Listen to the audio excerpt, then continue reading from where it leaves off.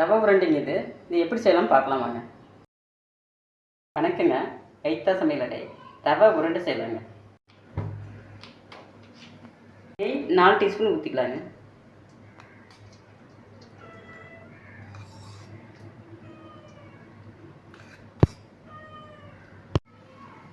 திராட்சை வறுத்துக்கலாங்க.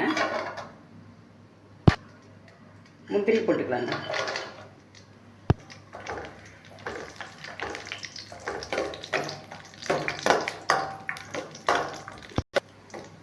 ஸ்டவ்வை சிம்மில் வச்சுக்கிட்டே வறுத்துக்கலாங்க. நல்லா வறுத்தாச்சுங்க. இப்போ ரவை போட்டுக்கலாம்.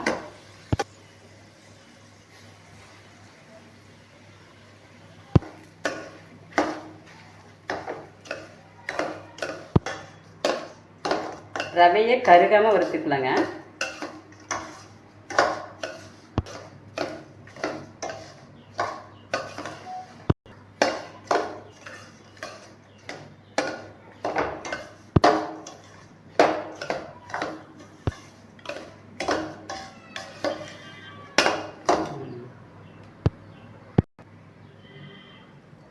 இப்போ சர்க்கரை கொட்டிக்கலாங்க. நல்லா கிளறி விடலாங்க.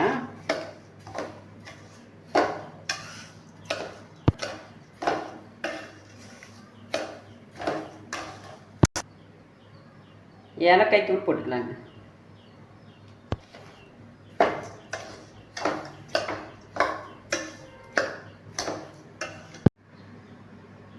இதில் ஒரு டம்ளர் பால் ஊற்றிக்கலாங்க. இப்போ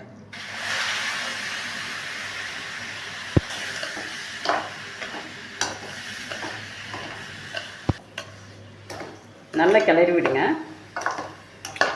ஆஃப் பண்ணிக்கலாங்க.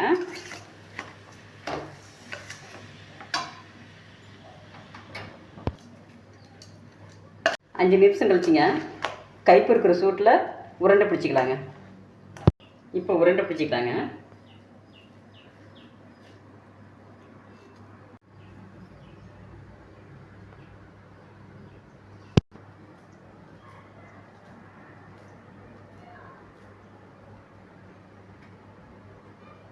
ரவை உருண்டை இது மாதிரி செஞ்சு சாப்பிடுங்க. டேஸ்ட்டாக இருக்கும்.